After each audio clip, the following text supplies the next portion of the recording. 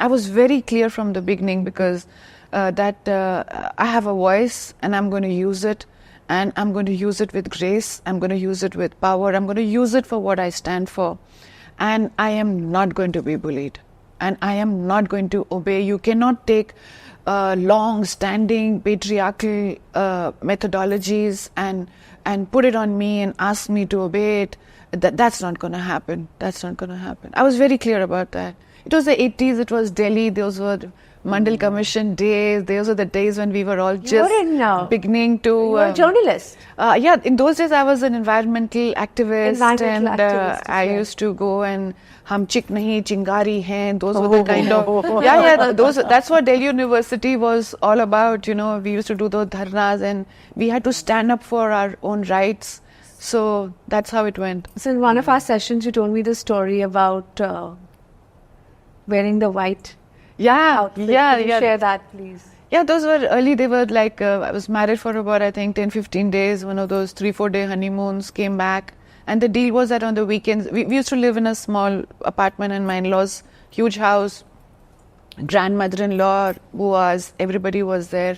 And this was May, it was hot in Delhi. I was going home in a bus, BST bus, and you know, when you're as gorgeous as me, as a 24-year-old, you really need to hide. You know, you don't want to be seen by the men in Delhi buses.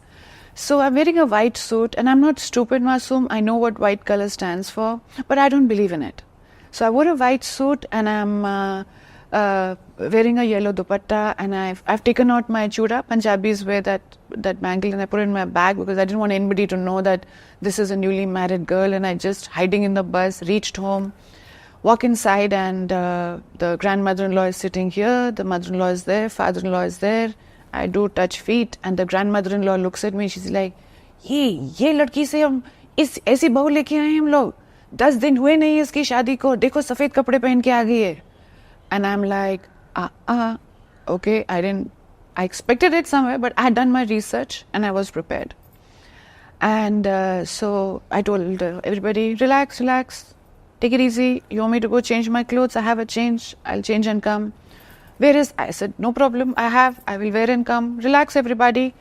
And then I sat down and I put my hands on her knees and I said, Mataji, मैं आपको एक चीज बता दूं.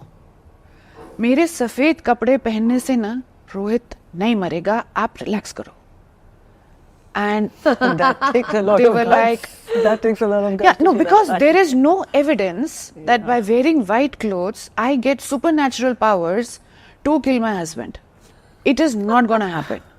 So I went, I changed my clothes, came back, and there was all peace. It was fun, it was laughter. I made it very casual.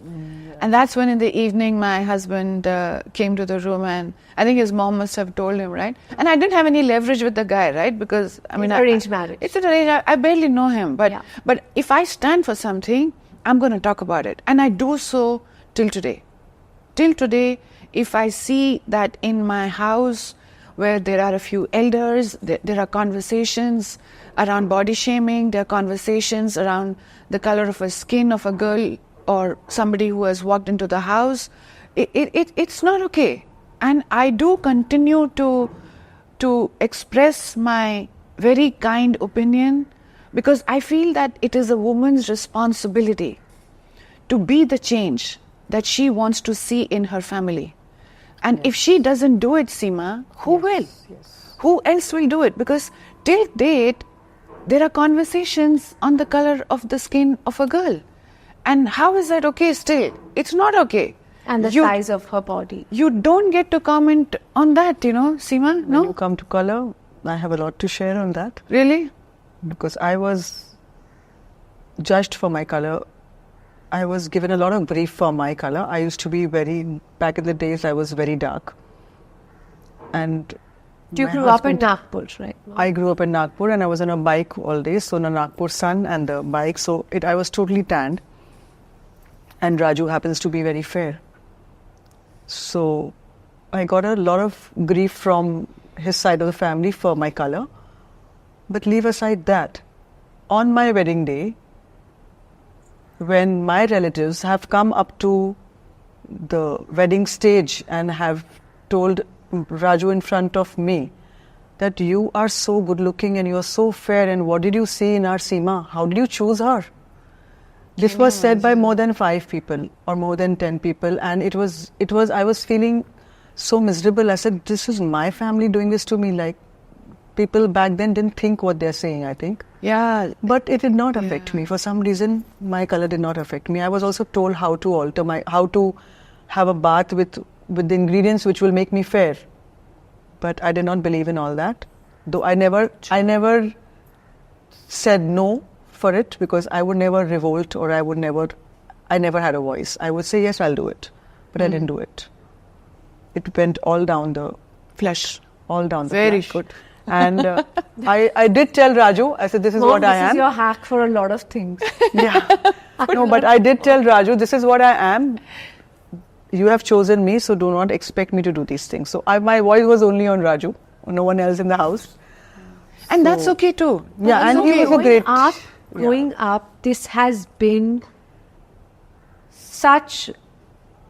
apart from my husband, who has to bear the brunt of this because somewhere this comes, you know, I've learned from this. But growing up, this has been incredible because Mom has always held her power. The men in our lives think, especially because they, you know, back in the day, they're going to work, they're going to office, they're taking their little briefcase, you know, Wolf of Wall Street mentality. But at home, she was the boss. Yeah. Okay, so... Always. When I've been, I mean, till- in any marriage, in any family situations, there's always going to be. But every time my father has, you know, spoken wrongly or slightly, you know, spoken in a tone that he shouldn't have, she has sternly said, no matter who's in the room, she said, you don't have the right to speak to me like that. Good job. And all the power would work on him only. So somehow we brought him maybe. But No, but I have to mention it here. I could bear all this, whatever I was bearing, the first 10 years mainly, is because of his support. His support was there. He fought my battles. Great. He He's fought very with upset me. that he's not here today. So you've said this and hopefully he'll be feeling better. So he actually, because of him, I could go through it. And it was my choice. It was a love marriage. I wanted to marry him. So this was a package with it. So it was a package deal. So I had accepted it. So that's why also I went through it quietly. But yeah, I think it all came out on Papa when it had to. Yeah. No, till date. And I think it's, I think it's so a great I'm quality a we very have to righteous hold person. on. Like what is right and what is, that is there. Why does everyone think it is their birthright to tell women what to do? How to dress? What color to be? Where is this stemming from? I think it comes from a place where try to control. I think it's got to do with control because, but it's different now, Masoom. The narrative is changing. Women have been listening to it. Women have been obeying. And then financial independence is very closely linked to that, right? I mean, Sarojini Naidu also had a voice during our freedom movement. There have been powerful women who have made a difference in literature, in art, in theatre, in poetry. And I think those women but they've had a tough time. So they have always shown the way. Sita showed the way even at that time. Do not take bullshit to such an extent that it goes, when water goes above the bridge, you have to be able to stand on your own. And I think the environment that you grow up in, I think it plays a very important role in your ability to find your voice, and then for every woman to carve her own path. It is your responsibility to be the voice that Gandhiji said, be the change that you want to see in the world, that you have to be. And I think once you understand that you can actually do it, and you take responsibility of it, and you get out of that victim mindset, I think the game opens up. And we've had Jhansi Ki Rani also, right? So there have been brave women in our country, and they have been along the way. So I feel that in every corner, and I think today Bharat is awakening, and women, there have never been so many women who have ever worked, who have had financial independence. And yes, the social balance is changing, because the women now are opening their mouth, and I think it is so wonderful. For 50% of your population has found its voice. 50% of our population is now financially independent. They have the right to dream. They have the right to be able to carve their own path. And I think it's so good for a country to have this kind of balance in its population.